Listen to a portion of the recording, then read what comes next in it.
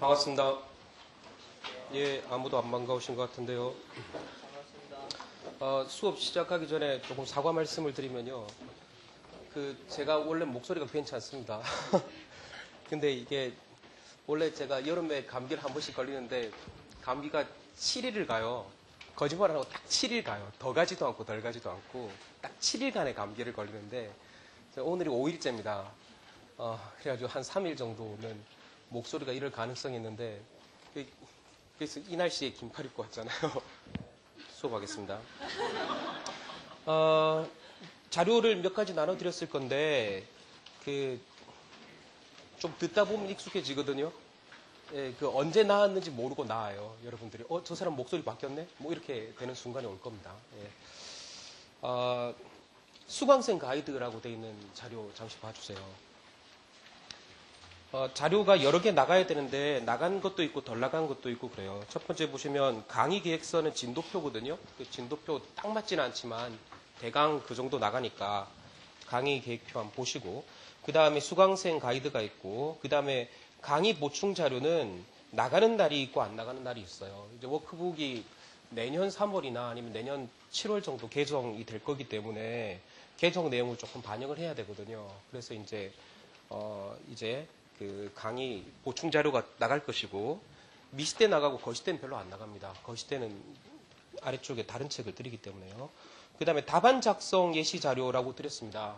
이제 여러분들이 이렇잖아요. 이게 원래 1순환 강의쯤 되면은 학생들이 두 부류거든요. 뭐 세 부류일 수도 있는데 이제 기본 예비순환 들은 학생들하고 안 들은 학생들하고 이렇게 섞여 있다고요, 사실은요. 그래서 이제 사실은 우리가 해야 될 게 뭔가 하면 경제학 기초하고 이론하고 그다음 문제하고 이렇게 돼 있는데, 원래 이제 그 1순환을 만약에 이제 인문반, 중급반 이렇게 두 개로 나누면 주로 어떻게 하냐면 기초 이론 이쪽을 이제 인문에서 하고, 그 다음에 이제 이론 문제 쪽을 이제 중급에서 하고 이렇게 돼 있어요. 그래가지고 예비순환 들은 학생들하고 안 들은 학생 나눠가지고 이제 인문반 갈 학생은 인문반 가고 중급반 갈 학생은 중급반 가라라고 아무리 이야기를 해도 다 중급반 듣더라고요. 그런데 그 이유가 있어요. 왜냐하면 인문반을 처음에 만들었을 때 학생들이 좀 많이 들었어요. 근데 이제 그 인문반 들은 학생들이 어디서 이제 주로 좌절을 하냐면 같이 이순환을 들어가야 되잖아요. 이순환 때 같이 들어가야 되는데 중급반 학생들은 잘 따라가는데 인문반 학생들은 못 따라가더라고요. 그러니까 그 다음 해부터는 이제 후배들한테 인문반 가지 마라, 뭐 이렇게 이야기가 간 것 같아요. 그래서 이제 이번 강의에는 그냥 강의 시간을 조금 늘려서라도 조금 더 쉬운 수준보다 조금 더 높은 수준까지 이렇게 좀 많이 다뤄볼까 생각을 합니다. 그래서 이제 강의 시간도 조금 조정을 하고요. 그래가지고 좀 많이 할 생각인데, 여하간에 그래도 기본적으로 이제 원래 중급 코스에 맞춰져 있는 코스에 이제 입문자들도 배려하겠다라는 그런 입장이기 때문에 이제 선생님들은 미분도 할 줄 몰라요라고 하면 곤란하거든요. 저는 몇 차 교육 과정이에요. 교육 과정의 탓이지 제 탓이 아니에요. 이렇게 하면 할 말이 없기 때문에 이 입문자들은 그래도 이제 최소한 그 미분 기초 정도를 알고 오셔야 될 테니까, 거기 맨 아래쪽에 각주사 한번 보시면요.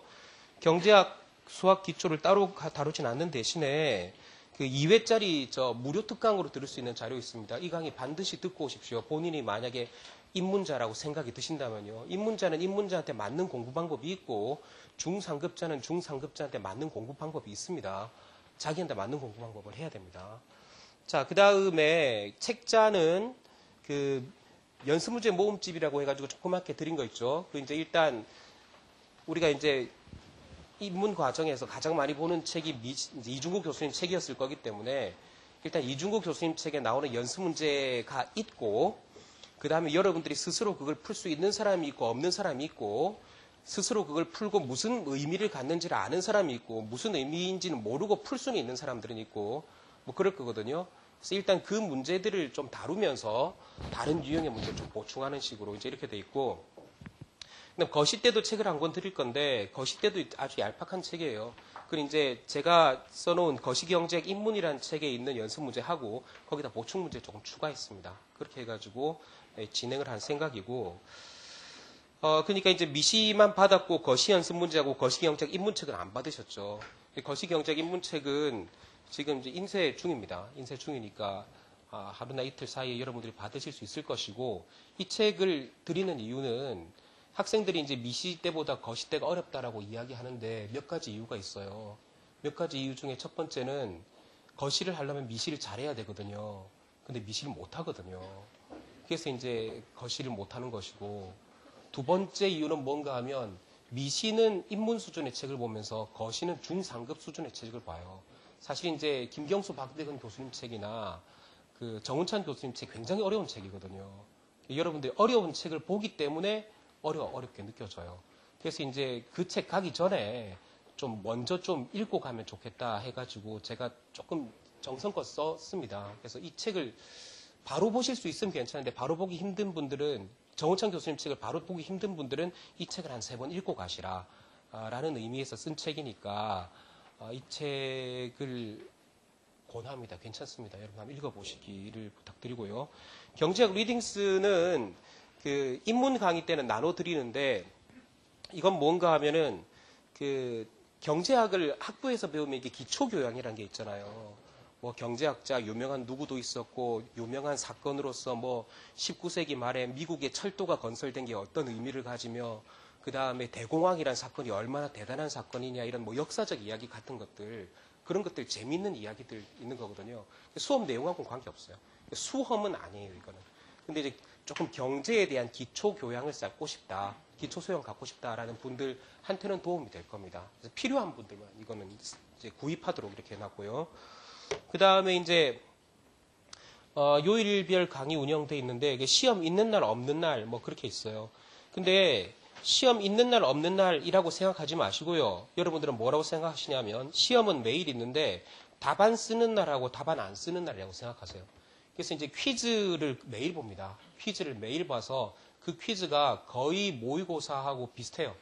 거의 모의고사하고 비슷한 수준에서 퀴즈를 주니까 퀴즈는 푼다. 그러니까 이제 답안 안 쓰는 날은 그냥 문제만 풀고, 답안 쓰는 날은 실제로 답안 형태로 써본다. 이렇게 생각하시면 됩니다. 그래서 거의 매일 모의고사를 본다라고 생각하시고, 그 다음에 강의는 1시 50분부터 되어 있는데, 1시 50분부터 시작하는 건 맞는데요. 마치는 시간은 모릅니다. 마치는 시간은 모르는데, 일단 처음부터 막 나가면 학생들이 힘들어할 거니까 처음에는 5시 40분을 지켜서 끝내도록 할게요. 근데 일단 여러분들은 뭐 6시까지는 할 수 있다는 정도로 생각해 주시면 좋겠습니다. 자, 휴식 시간, 그 다음에 질문 장소 되어 있습니다. 알려진 바와 같이 제가 생각보다는 다정합니다. 그러니까 다정하지 않습니다. 자, 주의사항 한번 읽어봐 주시고요. 그 질문 있잖아요. 질문 뭐 다 괜찮아요. 왜냐하면 여러분들 입장에서는, 지금 상황에서는 무엇을 모르더라도 부끄럽지가 않아요. 이제 시작하는 입장이니까요. 근데 그 질문의 요령이란 게 있거든요. 선생님, 저는 A가 왜 B가 되는지 모르겠습니다. 이런 식의 질문하고, 선생님, 저는 제가 뭘 모르는지 모르겠습니다. 라는 질문이 있습니다. 사실 굉장히 많은 학생들이 자기가 뭘 모르는지 몰라가지고 질문이 생깁니다. 근데 제가 A가 왜 B가 되는지 모르겠습니다. 라는 식의 질문에 대해서는 전 답을 잘해드린다고 생각을 해요. 근데 이상하게 제가 조금 모자란 부분이 있어서 그런지, 저는 뭘 모르는지는 모르겠습니다. 라는 식의 질문에 대해서는, 자, 학생 한번 앉아보게. 이런 식의 접근을 제가 잘 못해요. 제 사람이. 그런 사람들 좀 있잖아요. 그런 사람이구나라고 생각을 하시고, 가능하면 제일 좋은 답은 예, 아니요로 끝날 수 있는 문제입니다. 아니면 이제 구체적인 문제를 가지고 와서 질문하시든지 하시면 제가 조금 더 답을 잘해드릴 수 있으니까, 저한테 좋은 답을 받기 위해서는 저 사람에 맞는 질문을 해줬으면 하는 그런 부탁을 좀 드리겠습니다. 그 다음에 이제 모의고사 준비 요령되어 있는데, 시험은 복습형이고요. 우리 뭐 예습형으로 시험 볼 건 아직은 없고요. 그 다음에 계산형 시험을 원칙으로 합니다. 오늘 그 예시용 모범 문제 및 답안 한번 봐주세요. 작년 모의고사 2회 때 냈던 문제입니다. 그러니까 이제 모의고사 이 정도 문제는데요. 한 회는 조금 쉽게, 한 회는 조금 어렵게 이렇게 왔다 갔다 하거든요. 여러분들 희망과 좌절을 동시에 이렇게 드리는데, 보시면 그냥 가장 무난한 형태의 뭐 효용함수 주고 이미 공부하신 분들은 이게 뭔지 알 겁니다. 뭐 수요함수 구하시오, 뭐 보상수요 구하시오, 그 다음에 가격효과, 대치효과, 소득효과의 크기를 한번 직접 구해보시오. 뭐 이런 내용들이에요. 그 2번도 이런 식으로 되어 있고요. 근데 문제 형태를 보시면 아시겠지만 구체적인 수식 숫자들을 사용합니다. 구체적인 수식을 사용할 때도 있고 구체적인 숫자를 사용할 때도 있습니다. 왜 논술형이나 아니면 약술형 대신에 계산형 문제를 내느냐? 시험에는 논술형, 약술형, 계산형 다 나옵니다.